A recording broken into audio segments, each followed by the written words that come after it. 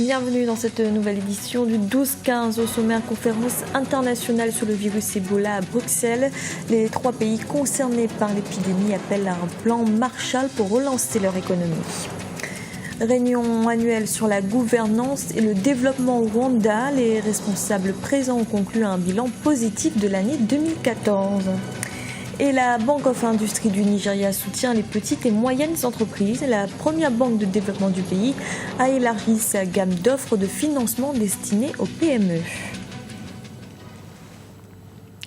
Mais tout d'abord, une conférence sur le virus Ebola avait lieu ce mardi à Bruxelles en Belgique. Les 3 pays touchés par l'épidémie, à savoir la Guinée, le Libéria et la Sierra Leone, ont appelé la communauté internationale à lancer un plan Marshall pour aider à leur redressement économique. Une stratégie régionale doit d'ailleurs être présentée dans ce mois, au mois d'avril. Écoutez le président congolais Denis Sassou Nguesso. Aujourd'hui, il a été clairement démontré que l'Union européenne, l'Union africaine, le reste de la communauté internationale continue de se mobiliser pour éradiquer ce fléau Ebola. Les enseignements, oui, on a tiré beaucoup d'enseignements, mais surtout, on a pris l'engagement au moment où on sent qu'il y a des progrès sur le terrain. Des pays comme la Guinée et le Libéria ont décidé de rouvrir les écoles. Au moment où on sent qu'il y a des progrès sur le terrain, ce n'est plus le moment de baisser la garde, au contraire. Il faut continuer de déployer tous nos efforts pour atteindre le point de 0 cas. Au Rwanda, comme chaque année, a eu lieu la réunion sur la bonne gouvernance et le développement. Plus de 300 responsables ont pris part à cet exercice. Ils ont conclu un bilan positif de l'année 2014, même si des efforts restent à réaliser dans la lutte contre le paludisme. Un reportage de notre correspondant Oliva Diakota. Définir une politique de développement en adéquation avec les besoins des populations rwandaises, c'est le vœu des dirigeants du Rwanda. Les responsables à divers niveaux évaluent chaque année depuis 2003 l'impact des actions des autorités sur les conditions de vie des Rwandais. 43 résolutions faisaient partie des priorités nationales de 2014 et 30 parmi elles ont connu un succès, soit un taux de 70%. Le Rwanda se porte bien en matière de gouvernance, en matière de santé, en matière d'économie et en matière de justice. La vie des Rwandais s'améliore de jour en jour.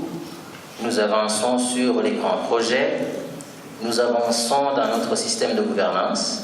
Près de 70% des Rwandais vivent aujourd'hui en zone rurale.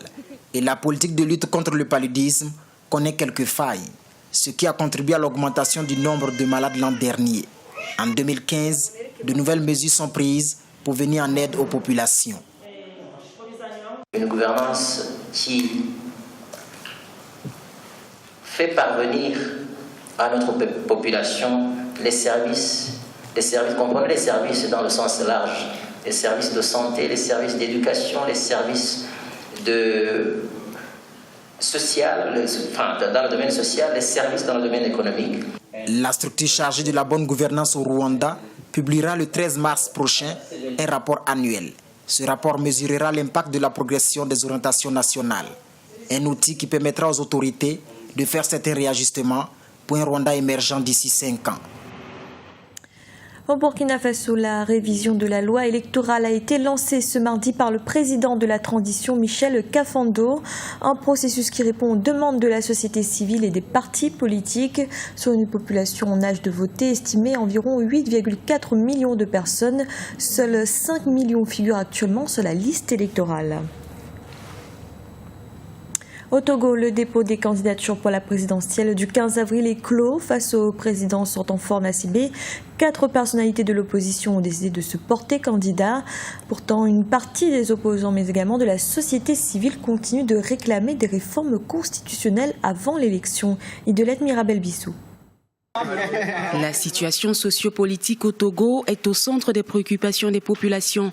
À cela s'ajoutent des mouvements d'humeur comme les grèves dans plusieurs secteurs d'activité. Les plus récentes ont eu lieu dans le secteur de la santé et de l'éducation et ont conduit à la fermeture le 17 février des écoles par le gouvernement pendant une semaine.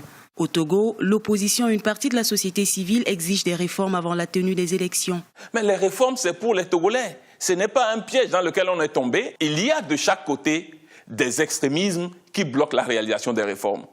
Cet extrémisme n'est pas d'un seul côté. Si vous considérez que les réformes sont nécessaires pour le peuple et que les réformes sont nécessaires pour le président de la République, pourquoi un président de la République doit se glorifier d'une situation explosive? L'absence de consensus entre les partis politiques sur les prochaines élections a créé de vives tensions au sein de la classe politique et de la société civile.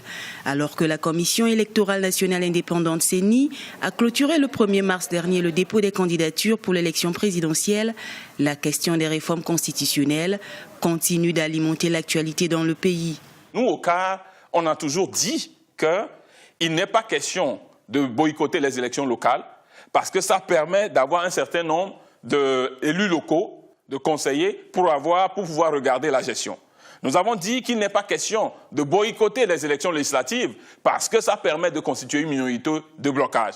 Mais l'élection présidentielle, c'est un homme-pouvoir. Sans les réformes, le résultat est programmé d'avance. Ils seront 5 candidats à la présidentielle de 2015.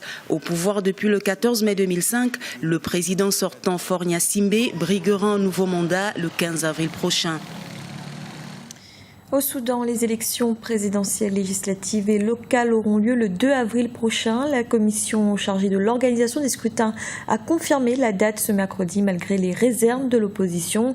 Ces élections générales sont les deuxièmes depuis que le président Omar el-Béchir a pris le pouvoir par un coup d'État en 1989.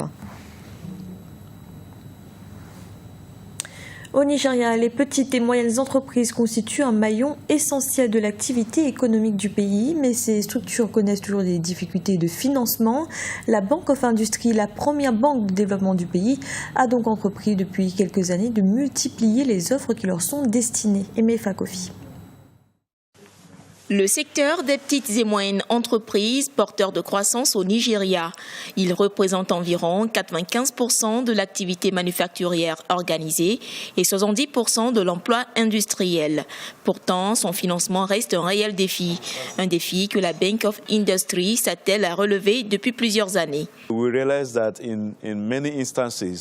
Nous essayons de construire un système qui permet aux PME d'être accompagnées afin de réussir leurs affaires et d'être capables de rembourser leurs prêts.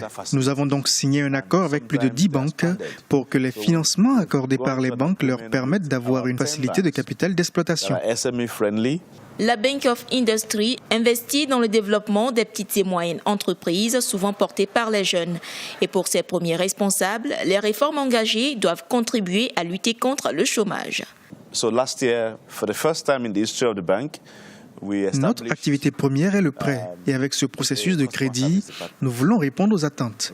Il reste beaucoup à faire en matière de prestation de services. L'année dernière, pour la première fois dans l'histoire de la banque, nous avons mis en place un service clientèle. Lorsque vous regardez la société nigériane, le taux de chômage est un challenge et pour nous, il faut s'assurer que nous puissions engager notre énergie pour la jeunesse. Le défi reste encore grand pour la Bank of Industry, mais la banque ne s'intéresse pas qu'aux PME. Elle dispose en outre d'un accès de fonds pour les start-up et les grandes entreprises.